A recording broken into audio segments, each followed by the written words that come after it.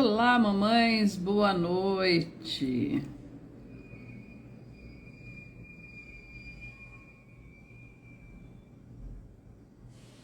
Sejam bem-vindas. Furtuoso 92, Marques, Roma e outras 20 pessoas entraram. A Suzana, a Carla, a Keliane. Sejam todos muito bem-vindos, viu? Marquele entrou, obrigada, Marquele. Yasmin, a Maíra, a Joyce.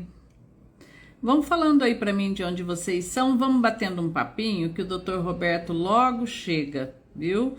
Ele atrasou para sair do consultório, tá indo para casa correndo. Laiane, oi Laiane, tudo bem? Ele tá indo, a Anne, Suelen, ele tá indo para casa correndo para poder entrar na live. Então vão me falando aí de onde vocês são, vão soltando coraçõezinhos. O assunto de hoje é importante para todo mundo. Mãezona, oi Keiliane, boa noite. A Jéssica do Espírito Santo. Ó, Dr. Roberto Franklin já chegou. Foi rapidinho.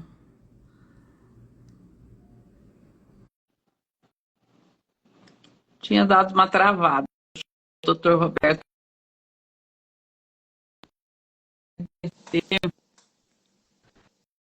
desta live. Olha, ele já entrou.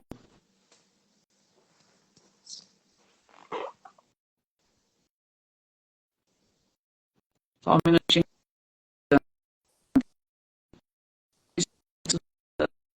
Alô? Mas o Instagram Eliana? entende que é um assunto relevante. E aí ele vai avisar outras mães, né?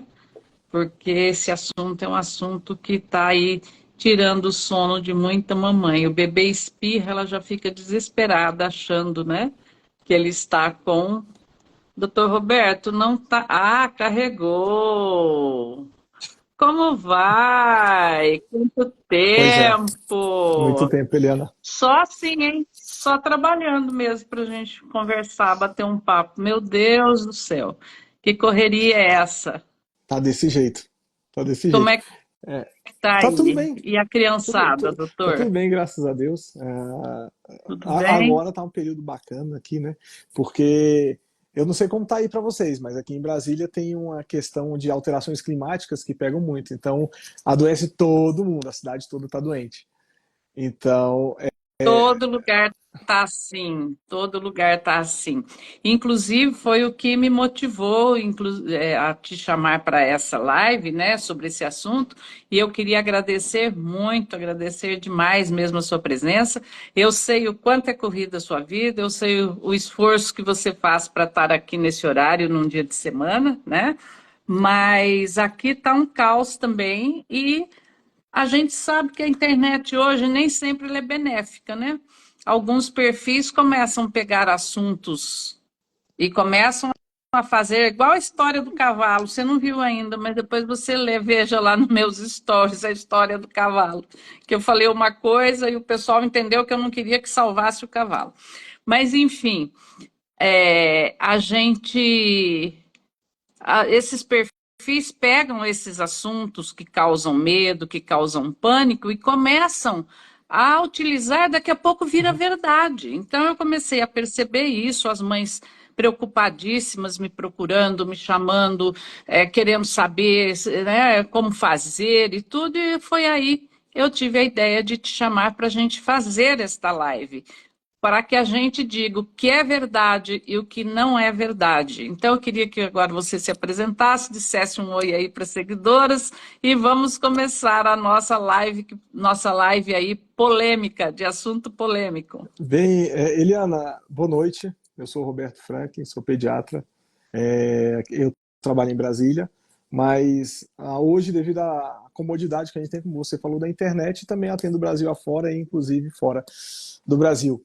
Mas, Eliana, quando você comenta um assunto desse, quando você fala um assunto desse, É muito interessante, porque a primeira vez, quando a gente se conheceu, foi baseado em um assunto polêmico. Você me achou e concordamos com um assunto polêmico. A nossa primeira live foi a live sobre os saltos, né? Então, Foi. quem nos segue já desde primórdios sabe que esse foi o assunto que começou. E sempre que tem uma live com você, é aquele negócio, as pessoas ficam esperando o que pode vir dessa vez. E a gente gosta de falar sobre isso porque o que acontece, na verdade, é isso que você está falando, esse ato de todo mundo ter informação e a gente vai fazendo confusão, né? Você falou aí a questão do cavalo. Há muita coisa, muito disse-me-diz na internet. Eu não acho isso uma coisa ruim. O que eu acho? Nós temos muita informação.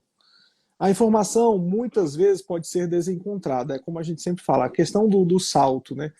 Tem pessoas que defendem ferrenhamente o salto, porque meu filho pula, é um canguru, é um sapo e pula mesmo, não sei o quê.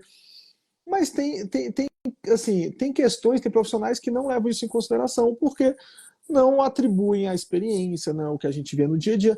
Então, há defensoras ferrenhas que vêm nos falar e não muda nada o nosso pensamento, o nosso jeito de avaliar a questão do amadurecimento das crianças.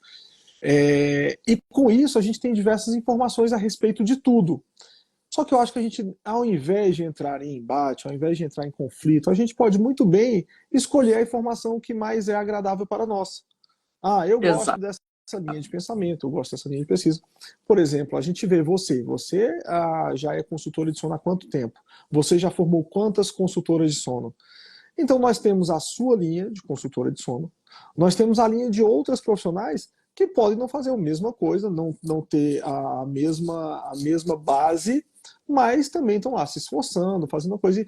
E para que eu vou ficar agredindo, comentando que é certa, é melhor, é pior? Não, todo mundo está aqui para trabalhar e para ajudar. Eu acho que não existe certo, nem. Não é que não existe certo e errado, claro que existe, mas não existe o melhor ou o pior. Agora, em termos de medicina, quando se fala em medicina, né, que é o caso que nós vamos discutir hoje, existe sim uma linha, né? Uma linha coerente, uma linha verdadeira, vamos dizer assim, do lado da verdade daquela doença, né? Então, o que não pode é causar pânico. Então, essa foi a minha intenção, trazê-lo aqui para a gente falar especificamente sobre essa questão de o que estão chamando de pneumonia silenciosa. Vamos começar por aí. Vamos lá. Eliana, você me conhece, você sabe que eu sou muito tranquilo. A minha forma de atender é baseada no que eu vejo, no dia a dia, na experiência toda que eu tenho, né? E no dia a dia que me traz também com a experiência com os meus filhos. Essa questão da pneumonia silenciosa, então vale a pena a gente falar um pouco a respeito da pneumonia em si. O que vem a ser uma pneumonia? Para a gente falar da silenciosa, vamos falar do que é pneumonia. Pneumonia Claro, do que é é um pneumonia. processo inflamatório do pulmão, né, que é acarretado na sua grande maioria por agentes infecciosos. Pode ser bactéria, pode ser vírus, né? E aí a gente está mais falando sobre um processo inflamatório devido a um processo infeccioso, a um agente agressor pré-definido. Então isso vem a ser uma pneumonia. Aí as pneumonias, a gente costuma diferenciar em pneumonia típica e atípica. A própria pneumonia típica a gente diferencia, a gente divide em onde foi pega essa pneumonia. A pneumonia comunitária, a pneumonia de meio hospitalar. Mas diferenciando basicamente a pneumonia típica e atípica. Típica é o que é mais normal, o que é mais comum, os agentes agressores que a gente está acostumado a ver, algum determinado tipo de bactéria, inclusive que há vacina contra ela, que causa alguns sintomas que nós já sabemos que são. Pneumonia típica costuma causar febre alta, dor no peito, tosse. A dor pode ser tanto na tosse como na inspiração ou expiração. Dor no corpo pode causar também, cansaço, a falta de apetite, febre, né? A febre eu falei, foi o primeiro. Então, tudo isso são sintomas costumeiros que nós vemos da pneumonia típica. E aí, com isso, se a gente for levar para a pediatria, então na pediatria, muitas vezes a criança se comporta de forma diferente. Então a criança fica mais prostradinha, a criança fica mais apática, a criança tem, devido a vários processos, pode ter um processo, alguma doença, alguma patologia que cursa com um sintoma parecido. Então a gente tem que ter um cuidado nessa diferenciação, principalmente na pediatria. Quando a gente fala de pneumonia atípica, a atípica vem do que não é típico. Então as pneumonias atípicas têm outros agentes agressores, e elas costumam surgir, né, com sintomas mais brandos. Não é uma febre intensa, muitas vezes até a pneumonia atípica não tem febre. Pode ter uma tosse diferente, uma tosse mais seca, uma tosse mais duradoura. Não costuma ter dor no peito. Não costuma causar cansaço. A gente fala pneumonia porque causa tosse, e aí pode ter um processo inflamatório do pulmão também. Pode ter, mas pode ser que não tenha também. Pode ser um quadro que causa só uma irritabilidade, uma irritação. Então a pneumonia típica e atípica é o que a gente está mais acostumado, inclusive o agente agressor é diferente e a forma de tratamento também é diferente, com antibióticos diferentes. Também. Aí a gente vai avaliando isso, inclusive o que pode causar pneumonia típica. Quando a gente fala pneumonia bacteriana típica, são antibióticos para essa linha de agentes agressores mais comuns. Mas nós podemos ter pneumonias virais. Então, é muito comum nós vermos as pessoas, inclusive, há muito disso na internet, muitos profissionais, inclusive sites de entidades conceituadas, que falam que pneumonia pode ser um agravamento de uma gripe mal curada. Para sermos bem rigorosos, né, a gente não costuma falar desse jeito. Por quê? Nós podemos ter algumas doenças que cursam no seu início de forma muito parecida. Gripe, resfriado, um processo de bronquite, que é um processo alérgico, que pode ser desencadeado, inclusive, por um processo viral ou pneumonia. No seu início, no começo de qualquer um desses quadros, os quadros são muito parecidos, muito semelhantes. O nariz escorre, a criança tosse, tem uma elevação de temperatura, pode ter uma falta de apetite. Então, o início dos quadros são muito parecidos. E a gente, estatisticamente, a gente vai pelo que é mais comum. Então a gente fala, mãezinha, não preocupa, é só um resfriadinho. Ou, mãezinha, é uma gripezinha. Então é isso que a gente costuma falar pela estatística. O que é mais comum? É mais comum você ter uma pneumonia ou é mais comum você ter um resfriado de uma criança que está indo para um ambiente escolar? Um Pois é. resfriado, claro, um resfriado. Mas aí já tem gente que fala assim, mas eu tive uma gripe, ela não curou, meu médico não curou, e aí virou Virou pneumonia. pneumonia.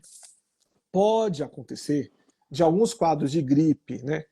Não vou falar nem mal curada, mas alguns casos de gripe predispor, né? Alguns casos de algum agente infeccioso viral predispor uma infecção oportunista. Aí com isso vai um outro agente, um bacteriano, e aí aprofunda o processo infeccioso. E aí nós podemos ter dois quadros concomitantes. Pode acontecer. Tá. Então, deixa eu só te fazer uma pergunta, porque praticamente 100% de nós que estamos aqui somos leigos, né, nesse assunto. As mamães que estão aí também. Então, vamos lá. Quer dizer que, então, uma gripe, a pneumonia, não é a gripe que essa criança aspira, essa secreção da gripe, que ela acaba propiciando um ambiente para um patógeno. Não. Não. Ela está gripada e aí ela fica predisposta Pode a acontecer de algum processo de ter uma queda na imunidade, na resposta do organismo, e aí pode ser que haja um aproveitamento de um agente agressor bacteriano e aí desenvolver uma outra, aí sim a pneumonia. Pode ser. Ok. Tá? Mas quando você fala isso, é interessante mesmo, porque você falou quando ela aspira essa secreção. Na verdade, a gente não atribui a aspiração de secreção respiratória a processos infecciosos como a pneumonia. Normalmente é a aspiração de conteúdo gástrico, estomacal. Então existe ainda esse tipo de pneumonia também, pneumonia aspirativa. Então aí quando aspira a secreção principalmente do estômago, a pacientes acamados, pacientes com algum problema neurológico, coisas do tipo.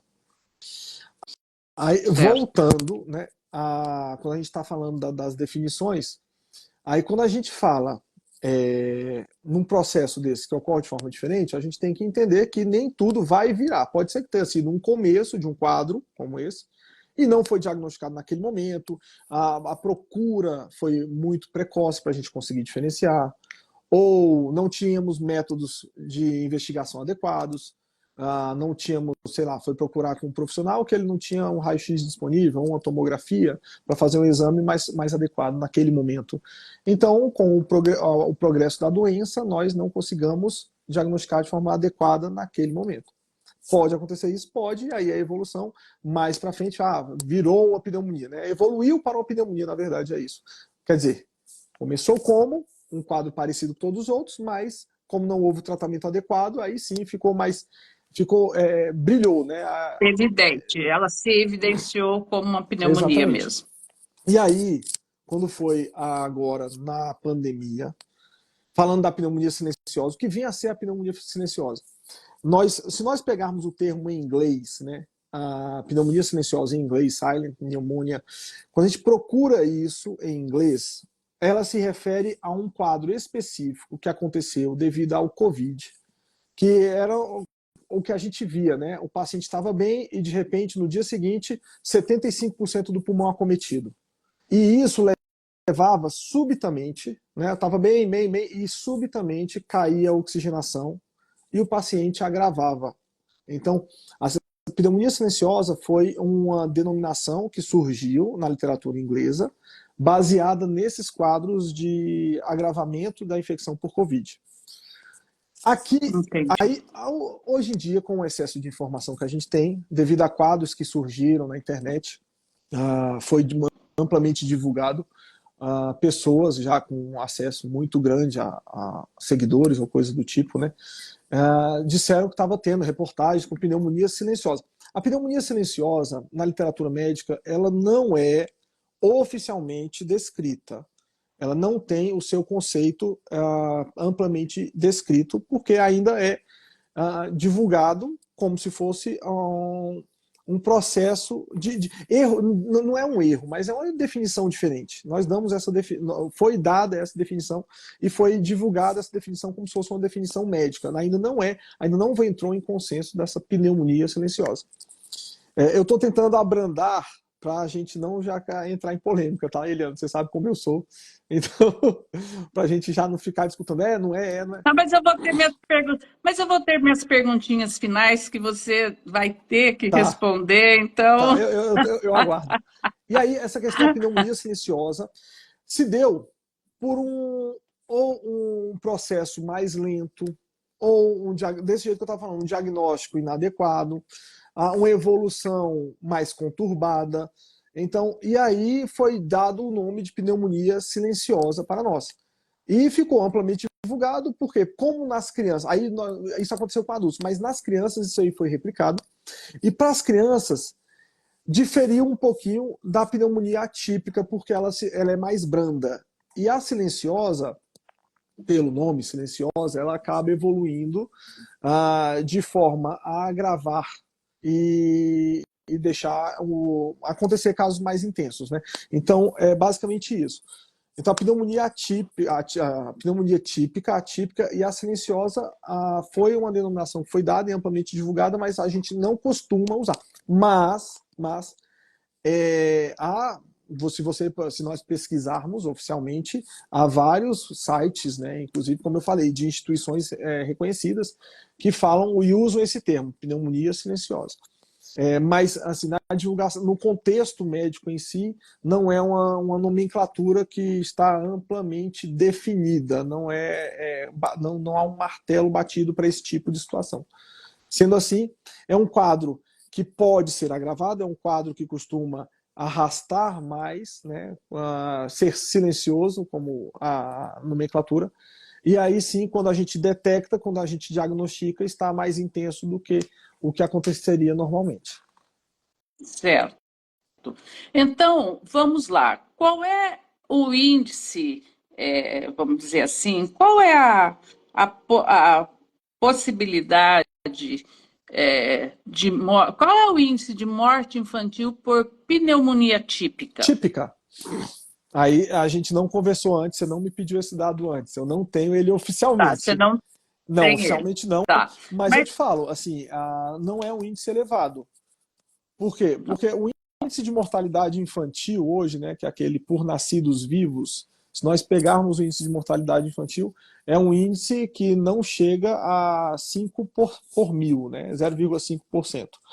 Então, se a gente for dividir todas as doenças, escolher uma e investigar, É mínimo, é o muito número é pequeno. muito pequeno por pneumonia típica. Agora, Certo. diferenciar entre elas, né, e diferenciar inclusive a quantidade de números Não, absolutos. eu estou te perguntando isso exatamente para nós irmos. Para agora eu vou pontuar o que tem saído na Uhum, internet e fazer algumas perguntas que são até assim bem, são práticas, são objetivas, que é o meu sim. jeitão de ser, né? Então vamos lá.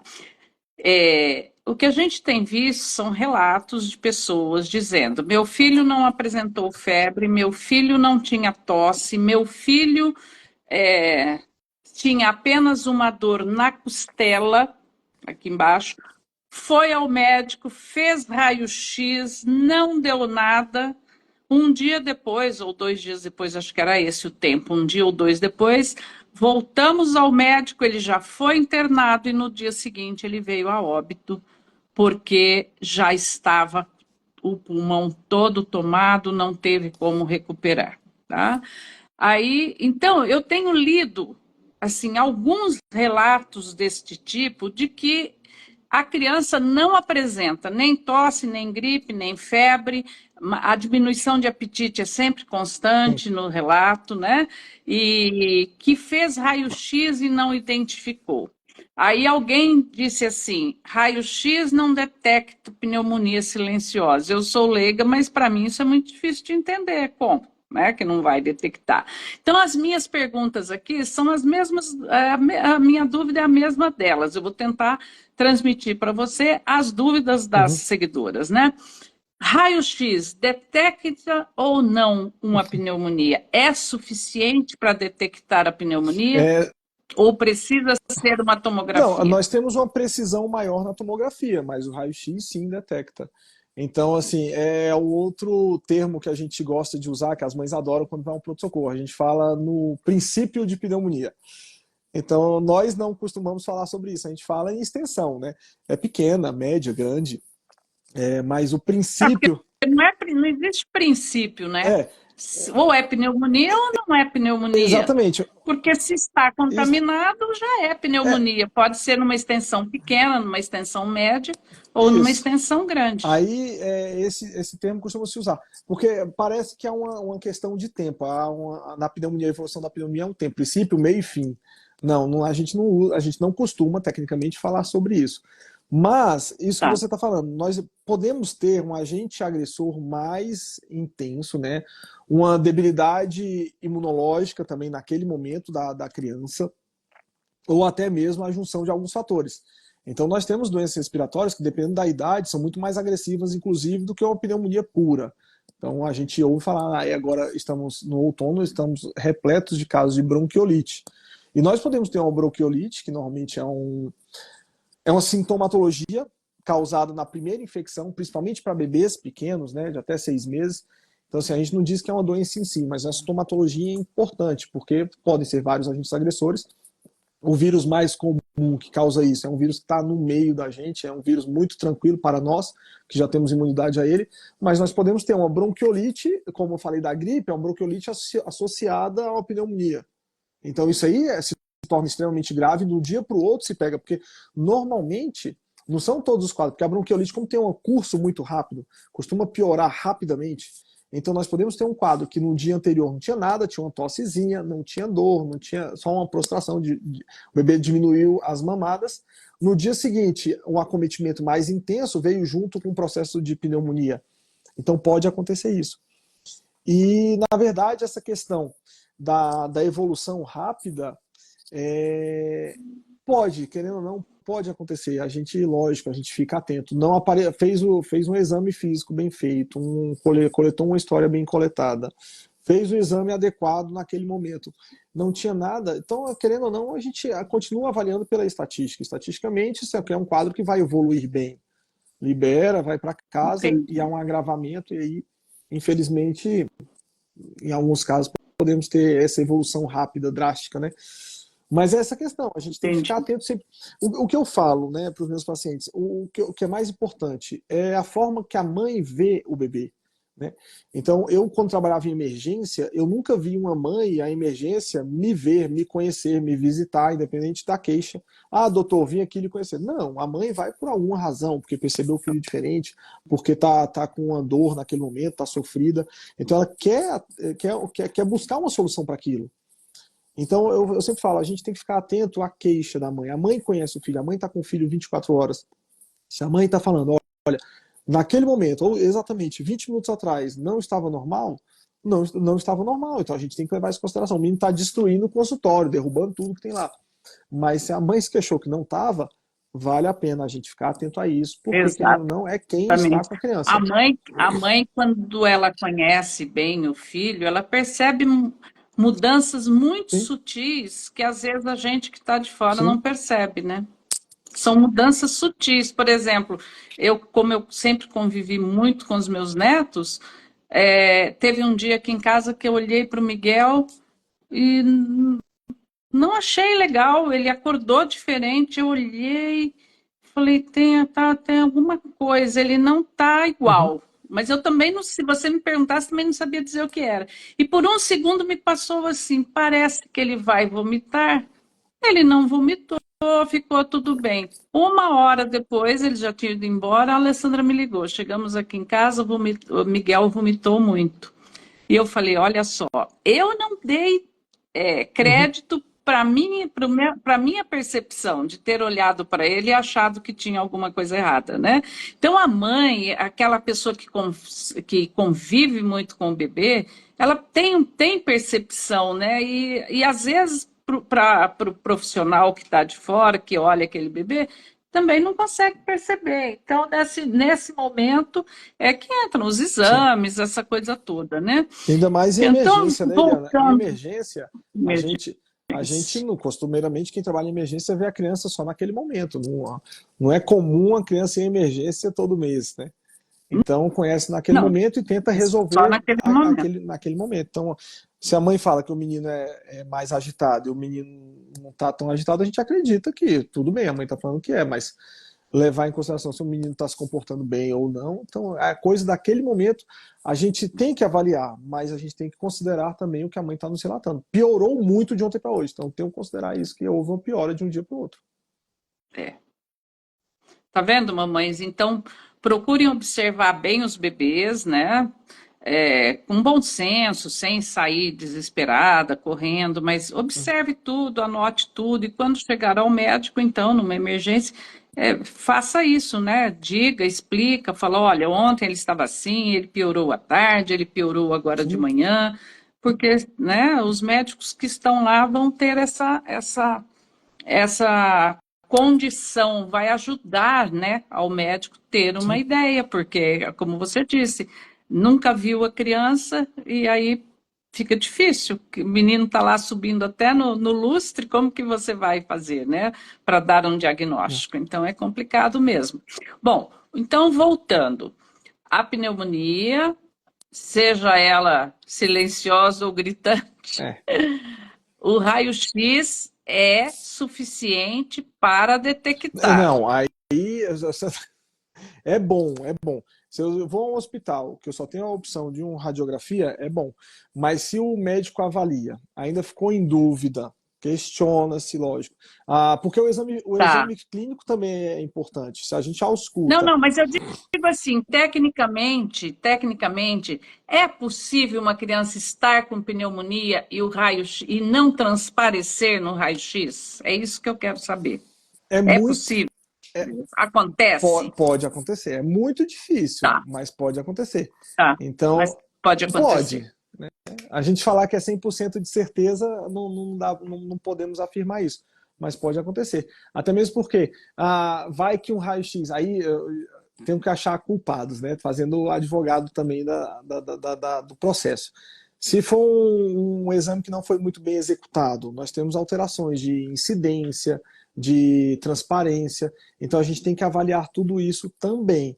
Então, um exame bem executado, normalmente, costuma nos mostrar a imagem mais adequada. Então, pode ser Tá, que. mas pode haver Pode. um erro. Pode haver. Pode. E aí, o ideal, então, é a tomografia, né? Funciona, ajuda também. Então, é a disponibilidade do serviço. A tomografia também ajuda. Em alguns casos, costuma ser mais precisa porque tem um detalhamento maior, né? No raio-x a gente tem duas incidências. Na tomografia a gente pode ver com um detalhamento maior. Então, tudo vai Mas depender. tem alguns casos, ou ela não funciona para Não, todos os casos de avaliação pulmonar? costuma ser mais adequada, costuma ser mais detalhada. Né? É porque quando a gente pensa em isso, já vai todo mundo chegar no pronto-socorro pedindo tomografia. Não, não é assim, calma. Então a gente tem que. Não, claro, claro. Não, eu digo assim, olha, você vai com seu filho hoje na emergência, a criança não está bem, faz um raio-x, o médico fala, olha, por aqui pelo raio-x está tudo bem, não tem nada no pulmão, a mãe volta para casa, mas essa criança continua piorando, continua apresentando Sintomas. sintomas, Aí a né? gente Aí é hora de aprofunda a fazer. pesquisa. Aí é Exatamente. isso, aí é hora. Só que quando esta mãe volta lá na emergência, já não é mais o mesmo médico que atendeu Exatamente. antes, né? Exatamente. Já não é mais o E aí, mesmo. Então, isso é que é difícil. Como a gente se comportar, como a gente, quando chega com essa criança que já foi um dia anterior, que é o caso, esses casos que eu estou te contando, tem todo esse histórico, foi uma vez, foi duas vezes, foi três vezes, não sei o quê, até chegar num ponto de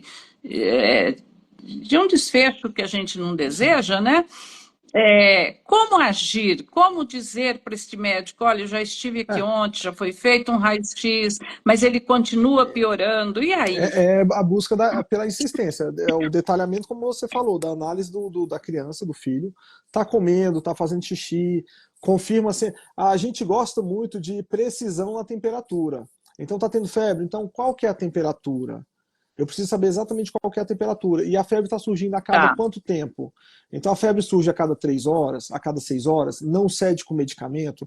Então tudo isso é importante saber. A criança realmente está prostrada.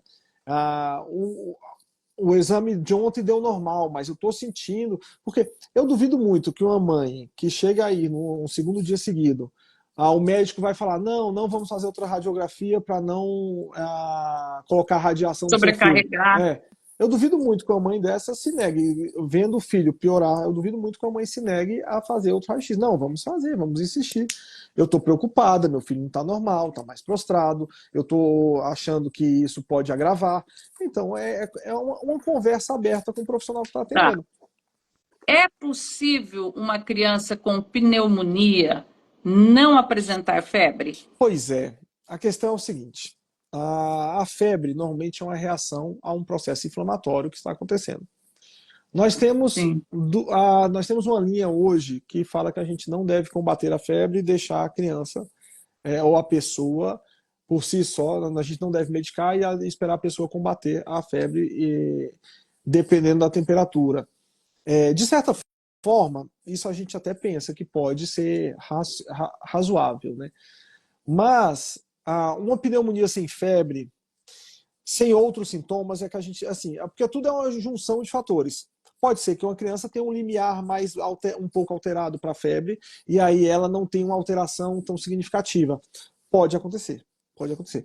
Então, tá tossindo, tá com congestão, tá prostrada, e está sem febre, mas o sem febre é que é muito difícil, sem febre, mas não elevou nada a temperatura, porque a febre, se nós formos ver hoje, pela própria definição da Sociedade Brasileira de Pediatria, houve uma diferença de acordo com o ponto que é analisado.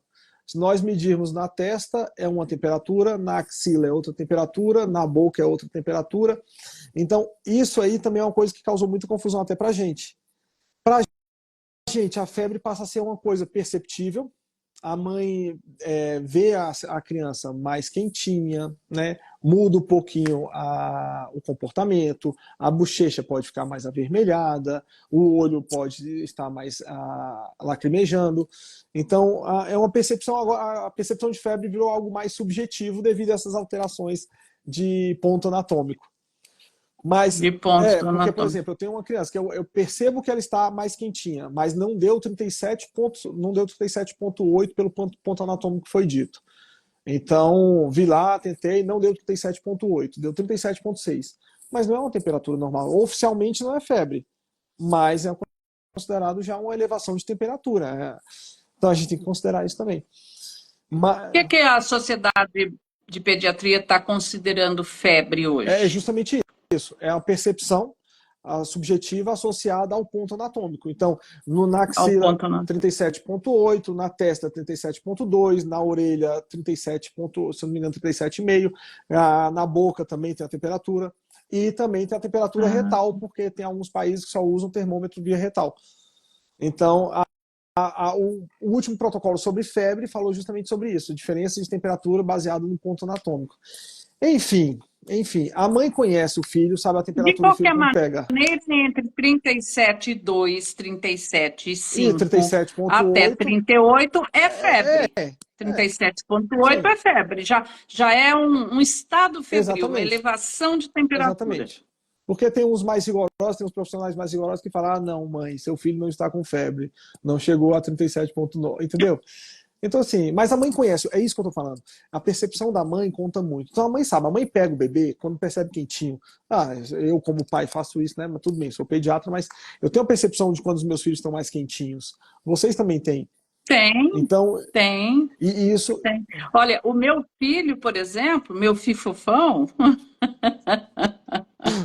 queridíssimo o Rodolfo, meu filho estava com 38 graus de febre, 38,2 e estava no pique é da isso. Globo, correndo, É. brincando, mamando, comendo, não sei o quê. Alessandra, com 37,2,5, Já já derrubava. estava prostrada. Pois é. Então, normalmente, quando nós temos uma criança muito ativa, que com 38 não tem nenhum sintoma associado, a gente só vai. Se for uma criança mais velha, por exemplo, pegar uma criança de 8, 9 anos que já toma banho sozinha, você vai perceber quando essa criança, se não tem os sintomas, se a criança não está prostrada. Então, é um pouco mais difícil. Se você não abraça, É, não pede um carinho pro seu filho, se você não o sente em você, não chega não chega perto, perto, é. fica um com o celular do lado, outro com o celular do outro, né? Aí temos outro problema. Mas Aí é mais um isso problema. acontece, isso acontece. Interessante. Bom, então, em termos de medicina, da nomenclatura médica, aí, vamos dizer Oficial, assim, esta pneumonia nomenclatura médica oficial, oficial, não existe esta questão da pneumonia silenciosa. O que existe é uma forma de é, diagnóstico, é, certo? Para as diversas situações, da forma como ela evolui, da forma como ela se é uma apresenta. pneumonia com evolução lenta. Aí, Como- de acordo com a nossa, hoje nós temos necessidade de dar nomes, né? A necessidade de nomear tudo, de definir tudo. Aquilo ali que aconteceu foi um processo X ou um processo Y, a gente precisa disso. As pessoas se sentem mais confortáveis se o filho tem um salto do segundo, do terceiro, do quinto mês. A pessoa se sente mais confortável se o diagnóstico tem um nome.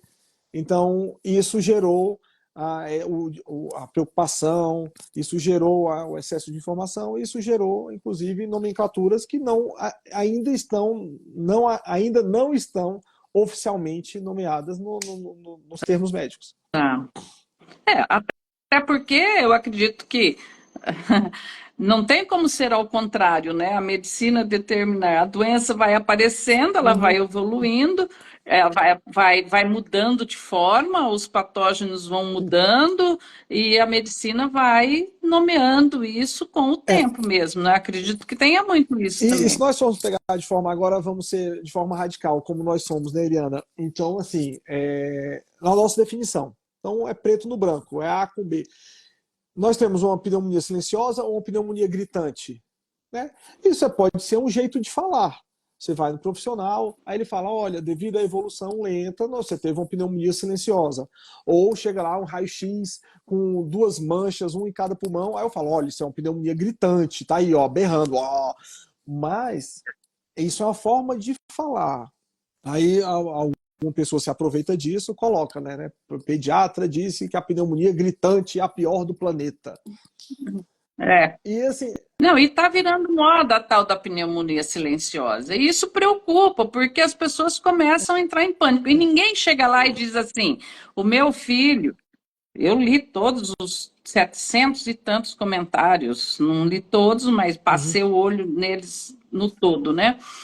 Ninguém chega lá e diz assim: o meu filho teve pneumonia silenciosa, ficou na UTI uhum, 2 dias e uhum. foi para casa e tal. Não, só aparecem os casos radicais, os casos, né, Olha que que interessante. vêm a É, óbito. Então, não, o meu chegou, foi, não, eu perdi com tantos meses, a outra com tantos anos, a outra. Falei, gente, não dá para você conviver com isso, com essa dúvida, sem você se sim. preocupar, A gente, a sabe? Não gente, dá para ficar a sem se gente, preocupar. assim, tem o dever também de informar da forma que a gente acha mais segura e mais adequada. Mas a dor de cada um, a gente também tem que entender. Então, muitas vezes, Eliana, devido ao quadro arrastado, se tivesse se diagnosticado precocemente, ou se alguém tivesse um detalhamento maior, um cuidado maior na investigação. Então, assim, e a forma com a qual foi dita, às vezes foi uma forma de consolo. Olha só, seu filho teve uma pneumonia silenciosa, de difícil diagnóstico, evoluiu de forma lenta, e devido a isso ficou o quadro, quando a gente já conseguiu detectar, estava muito grave. Eu acho que pode ter acontecido isso. Então, assim, no primeiro momento, uma forma de consolo, e, Pode, e pode ser. aí a gente interpreta como se fosse um diagnóstico. Então, é, não sei, porque nessas horas, né, Eliana, a dor faz com que a gente selecione melhor o que fica mais prazeroso, Mais mais confortável para confortável, o nosso que ouvido. explique É, melhor, né? Porque realmente é uma tragédia. Então, aquilo que explique melhor. Eu vou abrir os comentários, ver se alguém quer fazer uma pergunta. Vou ativar aqui. Mães, se vocês tiverem alguma pergunta para o Dr. Roberto a respeito do assunto da nossa live, eu já abri os comentários, pode colocar aqui.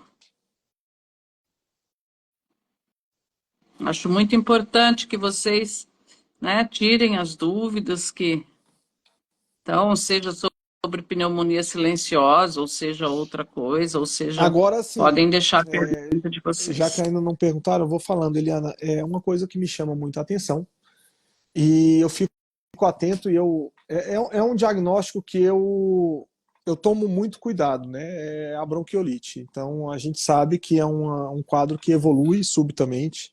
A gente acha que, devido ao excesso de casos que aconteceram nos últimos anos, por estar mais divulgado também, que é uma doença grave e gravíssima.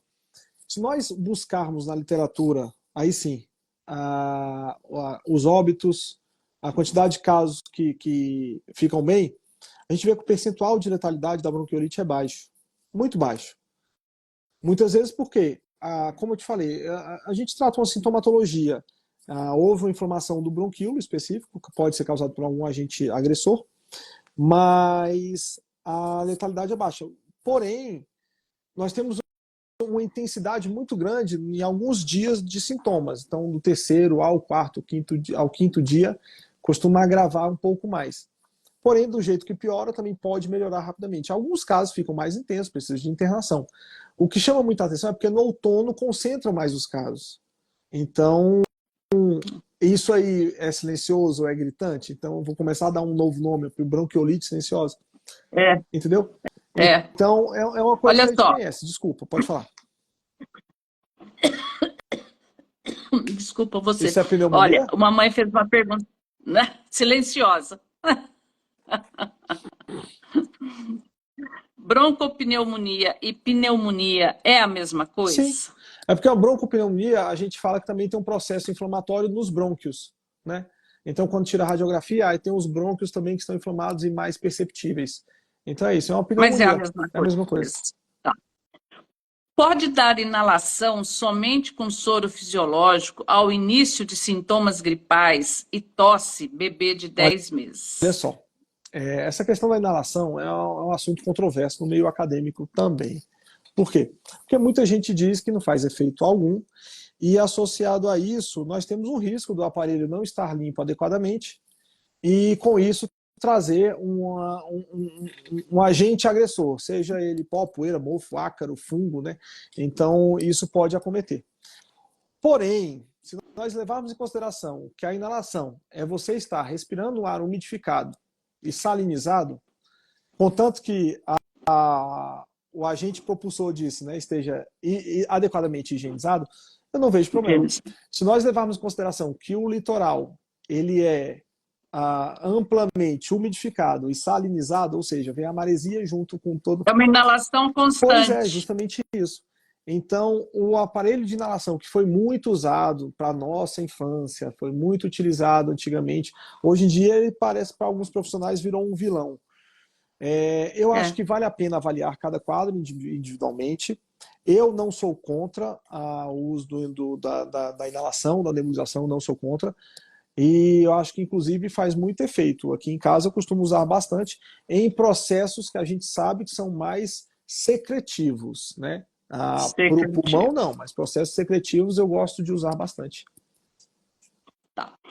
A pneumonia pode ser curada e trazer uma asma ou bronquite que permaneça sempre presente? A asma ou bronquite, né? Isso aí eu gostei muito do termo, né? Porque normalmente a gente denomina bronquite para as mães não assustarem. O bronquite é um eufemismo de asma, digamos assim. Então, bronquite alérgica, bronquite asmática, a gente fala isso, mas na verdade é asma. É um processo inflamatório crônico de base alérgica. Então, uma pneumonia causar isso? Não. Normalmente é um quadro Não. alérgico, né, que a pessoa já tem um processo, uma responsividade maior. Então, normalmente a gente fala que é uma tríade da atopia, rinite, bronquite e dermatite. Então, a pneumonia não vai causar, não é o responsável por causar uma bronquite. Então, a bronquite a pessoa tem a sua característica, a sua predisposição, e aí desenvolve em momentos propícios para isso. Entendi. Deixa eu. O Instagram tá muito estranho esses dias, eu tenho falado isso todos os dias nas lives, porque de repente as perguntas desaparecem. Já já aparece de novo aquele monte de perguntas, sabe? É muito doido isso daqui. Vamos ver. Eu estou procurando aqui ver se volta, porque ela acabou de sumir. Mamães, enquanto eu estou procurando aqui, eu quero falar uma coisa para vocês. Nós já abrimos o grupo de espera da promoção, tá bom? Ó, mais uma pergunta. É melhor inalar com soro ou fazer lavagem nasal? Tomara que isso aí... São coisas Pois diferentes, é, né? olha só, as coisas que você me chama para participar sempre tem que ter as polêmicas, né? Você faz isso de propósito, isso aí não foi pergunta mandada por você. Sabia que você ia Não reclamar. estou reclamando, não. É porque, assim, a lavagem nasal é uma coisa que foi amplamente divulgada na última década. Houve realmente quem fizesse lavagem nasal e tivesse um sucesso muito grande para retirar a secreção que está retida mais na parte superficial, externa das vias aéreas. Aí foi um sucesso, jogou seringa de um lado, tal, saiu do outro. Só que a gente tem visto algumas coisas que vale a pena a gente comentar. Eu, particularmente, não sou adepto da lavagem. Eu até comentei isso outro dia, porque meus pacientes sabem, eu sempre comento com eles. Eu preciso, para fazer a lavagem, eu preciso ter alguns dados que até então não tem comprovação no meio científico, que são, qual é o volume que eu devo usar? Então, ninguém sabe. Agora tem um tal de Nasoar, né, que é uma garrafinha maravilhosa, que a pessoa coloca um volume maior. Então, aí diz, não, o volume era 10 ml, virou 20, agora é 120. Qual o volume que a gente deve usar para fazer a lavagem? Se é o intuito é fazer a lavagem, não sabemos. Qual é a pressão que nós devemos usar? Então, se eu tenho um desvio de septo, se eu tenho uma rinite, se eu tenho um paciente com maior secreção, então qual é a pressão que eu devo usar? Não sabemos. Qual é a frequência que eu devo usar ao longo do dia? Não sabemos. Até porque essa questão da pressão não tem como controlar. Cada mão, cada mãe vai ter uma Exatamente. pressão. Cada mão, cada mãe, Não tem cada seringa, porque tem seringa que desliza mais fácil que outras. E, não tem e como por último, padronizar. qual é a inclinação da cabeça que nós devemos fazer? Porque eu sempre vejo, a pessoa fala assim, ah, vai um pouco para frente e inclina um pouco de lado. Mas espera aí, cadê o número absoluto? A precisão disso? Não tem. Não, não tem. Não, a precisão nisso, nesse caso, não E ainda existe. não falei da idade, né? Então, assim, pessoa, peso, não vai fazer diferença isso? Enfim, né? Enfim, eu particularmente acho que a lavagem pode ser utilizada. Também não sou totalmente contrário. A lavagem pode ser utilizada, pessoas que já têm costume, e para retirada do que está na parte mais superficial. Mas se nós quisermos, aí vem a outra polêmica. Já há estudos falando que o uso de lavagem pode estar relacionado a otites de repetição. Por quê? Devido a gente ficar jogando muito soro, pode dificultar o extravasamento de secreção que está nas vias aéreas como um todo, inclusive no canal auditivo, né, nos seios da face e tudo mais. Resumindo, lavagem nasal, se você está adepto a fazer, faça, porém saiba que é só para retirada do que está aqui. Tanto que o organismo, sabiamente, você tira, meia hora depois produz tudo de novo para você ter que usar de novo a lavagem. Produz Eu não tudo de acho novo. Eu é, é, eu sou de uma época, né, que não tinha não isso. se recebia orientação de É, lavagem nasal, da última década né? isso. Você é pouquinha coisa mais novo que eu. Pois é, Então, olha só, eu não usei, eu nem sabia não. que existia lavagem nasal. Lavagem nasal, no meu tempo dos meus filhos pequenos, há 30, 40 anos atrás, não Não existia. mesmo. Aí depois veio a inalação. Aí, quando eu entrei na internet, quando eu voltei a trabalhar com bebês, que eu entrei na internet, eu me deparei Uhum. com a inalação. Eu achei aquilo terrível inicialmente, sabe? Eu achei muito complicado. Eu nunca gostei. Eu tenho uma aflição muito grande. Nunca gostei. Mas a inalação já é uma Uhum. coisa que eu acho que traz um alívio para a Pois é. criança, né? Se nós Então, pensarmos no que a inalação pode fazer, que é umidificar lentamente para ir desmanchando, né, dissolvendo o que está retido, se nós pensarmos dessa forma, pode ser até mais eficaz para a retirada de toda a secreção. Só que nós sabe teríamos que usar. sabe como era a inalação quando eu era criança? E eu lembro perfeitamente, No tinha aquelas vapor. bacinhas de ágata, E aí a minha mãe fazia, meu pai, né, fervia aquela água, jogava ali naquela bacia, jogava sal grosso, sal Uhum. marinho, porque a gente morava no Pantanal e tinha muita pesca e o sal já era nem existe mais, eu acho, aqueles sacos de 20 quilos de sal. Então jogava-se aquele sal grosso, que era o sal marinho puro, não era refinado Uhum. nem nada, jogava na água, a criança debruçava a cabeça ali, jogava uma toalha em cima e a gente fazia a inalação E assim. olha que engraçado. Sentava, ficava E com o olha que rosto ali, engraçado, né? Com sal, né? com sal. Jogava, então, umidificava tudo isso de forma salinizada. Exatamente, de forma salinizada. Quando eu cresci, que depois, né, eu vim para a civilização, vamos dizer assim, que eu comecei a conhecer, na verdade, quando eu tive meus filhos, porque antes disso eu não conhecia também, esse salsepe, essas Uhum. outras coisas, tinha um outro nome antigo que eu já não lembro mais. Eu falei, olha, nada mais é do que É, o que a gente fazia, né? Ou a nebulização. Eu falei, gente, nada mais é do que o que a gente fazia quando era criança, sim, cobrindo a cabeça, né? sim. Aspirando, Olha, ficava ali vamos respirando. fazer Às vezes um raio-x aí. não, eu tô precisando do meu pediatra, viu? Porque olha, eu peguei uma gripe nessa viagem que você não faz ideia. Tava tudo muito bem. Nos penúltimos dias da viagem, eu peguei uma gripe com uma coriza. Acho que eu estava saindo de Milão para Veneza. Mas uma gripe. E aí é aquilo, né? A gripe vai embora e a tossezinha Mas fica. pode ser uma gripe mal curada isso aí, Eliana. É mal curada, né? Ficou uma, ficou uma tosse que não é silenciosa. Então é isso. Bom, então inalar com soro você respondeu. Vamos ver se tem mais pergunta aqui embaixo. Oi, cheguei atrasada aqui. A vacina, olha aí, eu estava me esquecendo da pergunta da vacina. A vacina para gripe ajuda a evitar uma possível gripe forte que leva a uma pneumonia? Eliana, para que a gente toma vacina? É para evitar. Para não ter, né? Exatamente. Para evitar. Então, pensando dessa Tá. forma, ajudaria. Mas agora, então, já que ela me lembrou da vacina, era o último assunto que eu tinha da tal da pneumonia silenciosa. É, é possível tomar essas vacinas das pneumonias todas, porque a gente sabe que um pouco aplica no SUS, outro pouco não aplica. O que é que você indica para os seus pacientes? Que vacina a criança deve tomar para a pneumonia? Eliana, a vacina todo mundo fala contra a pneumonia, ela na verdade é contra um agente agressor que causa de forma mais comum a doença pneumocócica. Então é o Tá. pneumococo, o streptococo, que é mais prevalente para pneumonias. Esse streptococo ele já foi amplamente estudado, existem muitas cepas dele, e hoje na rede pública é dada a vacina contra 10 cepas do pneumococo. Então é a pneumo 10V.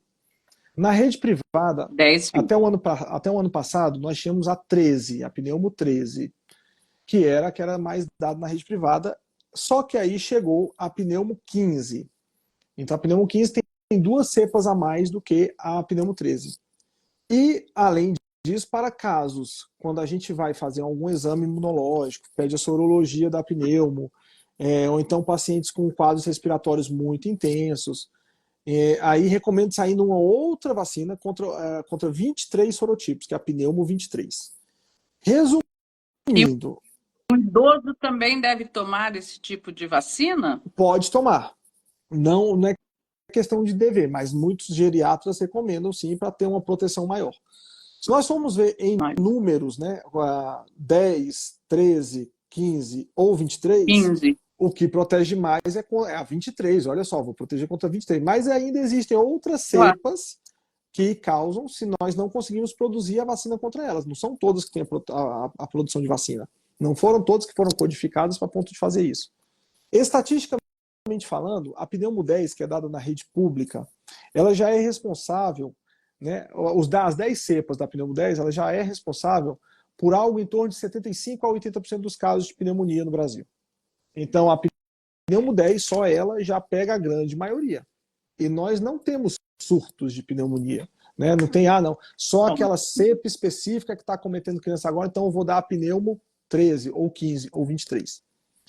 Mas nós temos Entendi. essa possibilidade de uma ampliação da proteção, que é o que muita gente busca. Não, agora eu vou ter certeza, vou proteger melhor meu filho, vou dar a pneumo 15. A diferença da 15 para 13, né, das duas cepas a mais, ela não chega nem a 1% de casos. Nem. Entendi. Então, assim, eu sempre falo, né, o calendário vacinal da rede, né, do SUS, ele é muito bom e muito completo. Bom, E excelente. dessa forma, eu acho que vale a pena uma análise, uma conversa com o profissional, para saber se ele pensa a mesma coisa, para saber se ele acha que está tendo surto de algum agente que não está incluso na pneumo 10, 13, 15, ou vale a pena dar só a 23. Porque a questão é de análise estatística. Analisando a estatística, a gente vê que a pneumo 10 já cobre a grande maioria A grande da maioria. possibilidade. Entendi. Perfeito. Deixa eu ver aqui se tem mais perguntas.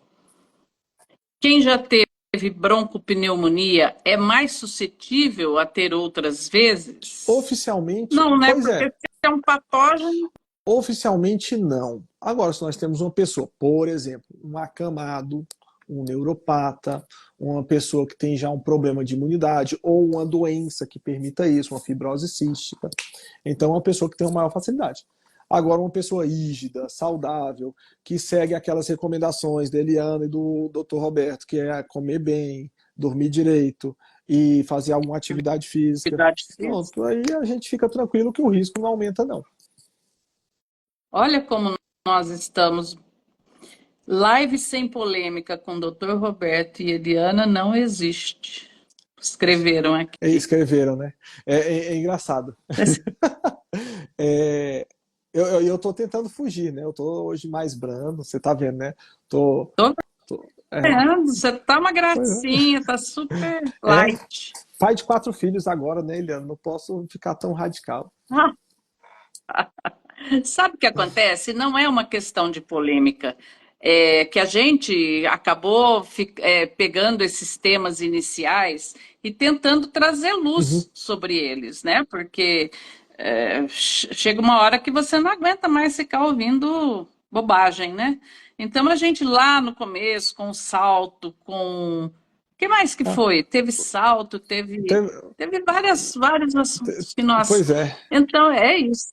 Ela escreveu e tá morrendo de rir aqui de nós, viu? Sabe quem é, Sei. né? E falar nisso, eu vou até me esconder dela, que eu tô num débito aí com vocês. Nossa Senhora. Eu pedi para ela não te apertar muito, não. Falei para ela, ó, deixa, pega mais leve. Na minha época, minha mãe mandava suar o nariz e pronto, cearense raiz. Ah, ela é cearense, ó, é da tua Olha aí, terra. e o que que acontece, né? A cearense raiz mesmo, porque lá já respira aquele ar umidificado, o ar salinizado, né, com o sal. E aí o menino lá do Ceará, né, tá só a sua nariz, é aquele que a meleca escorre e fica assim, é. Isso aí é ela. Pergunta pra ela assim, é ela. Tá aí, Meirinha, ele te deu troco agora. A inalação pode ser feita apenas com soro. Pode. Desculpa, Carol, eu tô rindo da piada anterior ainda, dele dar o troco na meirinha. A inalação pode ser feita apenas com soro. Pode. Ainda recomendo Berotec. Nossa, eu tenho medo desse Berotec, depois eu conto para vocês o que É, aconteceu. E Atrovente, sou do final dos anos 90. Lembro que sempre inalava com Berotec e Atrovente. O Berotec era muito usado, usei é. muito nos meus filhos O Berotec. Berotec é um broncodilatador, né? É uma medicação que ajudou muito no começo. Só que hoje nós temos medicações mais modernas que têm o mesmo resultado, né? Sem os efeitos adversos do Berotec. Então, assim, hoje em dia a gente tenta evitar. Se eu não me engano, inclusive, não tem mais facilmente disponível. Outro dia me comentaram que não tinha Não, mais. não tem não. É porque Não tem. o, Não está muito. o Não, mercado eu negro. nunca mais eu vi. Mas é isso. Então, eu prefiro outro tipo de medicação. A inalação, tem outras medicações que a gente usa para favorecer, mas o Berotec com atrovente já está É. em desuso A forte. minha, a minha mãe usou, não tinha nome de Berotec, mas devia ser o mesmo princípio ativo. É, ela achou que era para pingar no nariz. E ela colocou no meu irmãozinho de 11 meses. O menino desfaleceu. Eu não sei como ele não morreu, porque ele ficou branco, roxo, desfaleceu. Aí meu pai, mas o que que foi? Ela falou, foi esse remédio. Meu pai foi olhar e falou, olha, você pingou o remédio em vez de diluir na água para fazer A a inalação. aspiração, que era como era a inalação. Olha, ele correu risco de vida. Foi um negócio muito É, sério, risco de morte, né, na verdade. porque se a Uma gente criança, pensa um e bebê, fazia 5 gotas, né? Colocar 5 gotas no nariz. pois é. Ele ficou taquicárdico, foi uma coisa terrível. Tenho a impressão que da última vez que fiz lavagem nasal, aí que a bronquite do meu filho atacou.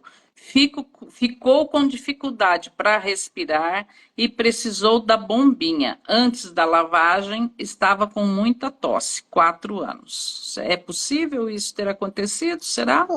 Não, o que acontece, Eliana? Pode ter sido uma coincidência, ou até às vezes engasgou, né? Mas a lavagem causar a piora de um quadro respiratório, da inflamação brônquica, é muito difícil. Acho que não. Então, ou estava piorando mesmo, ou a bronquite mesmo já estava agravando, mas a lavagem em si, e você vê, né? Eu não sou favorável à lavagem, não estou condenando ela, mas eu acho que não. Claro. Depois vi médicos dizerem que Berotec e Atrovente alteravam o ritmo cardíaco. Isso é a Carol dizendo, né, que ela no final dos anos 90 era o que se usava, mas era isso mesmo, viu, É. Carol? Era o medicamento que existia. O meu bebê com 4 meses respondeu muito bem à inalação salínica. Os médicos falaram que ainda está em estudo.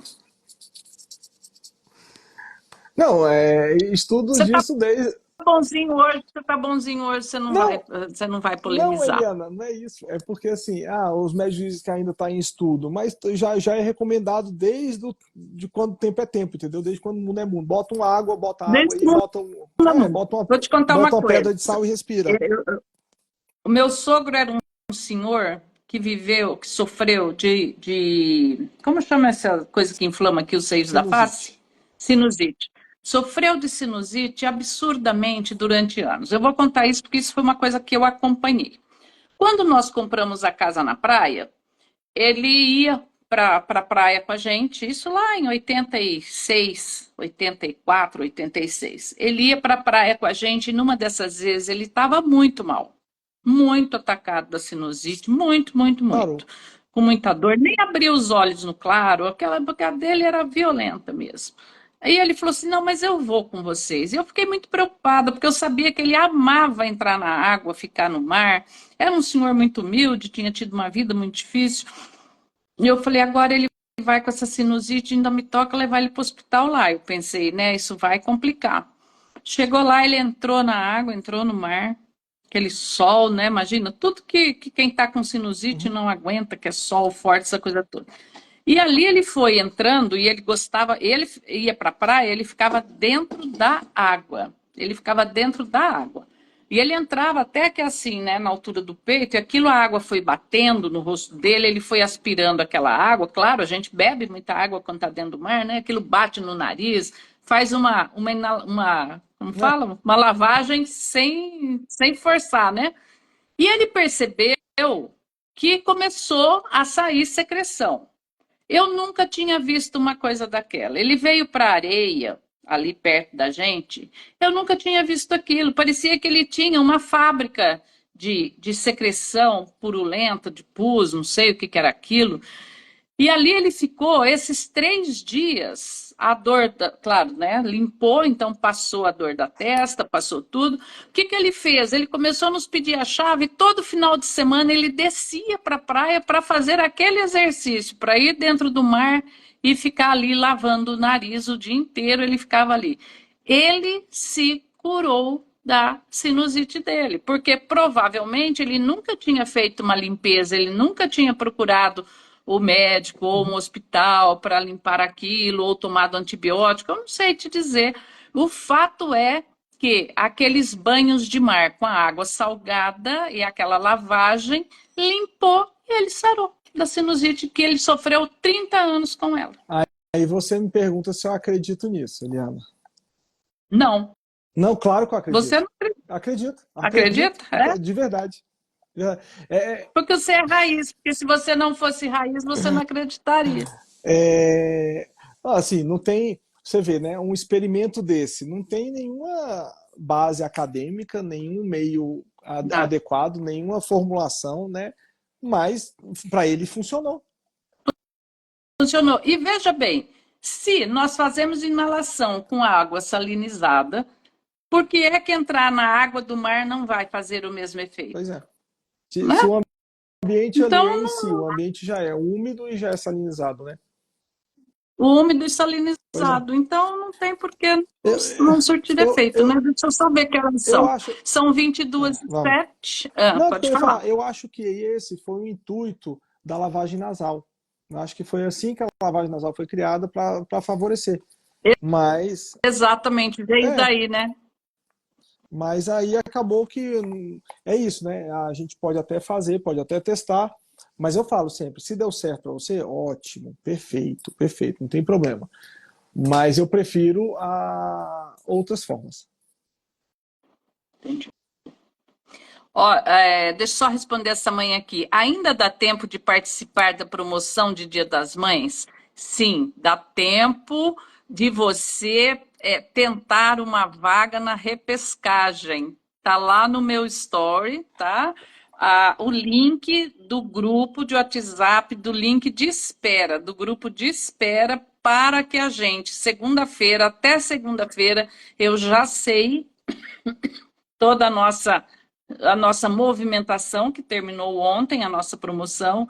Quem comprou, a plataforma me informa.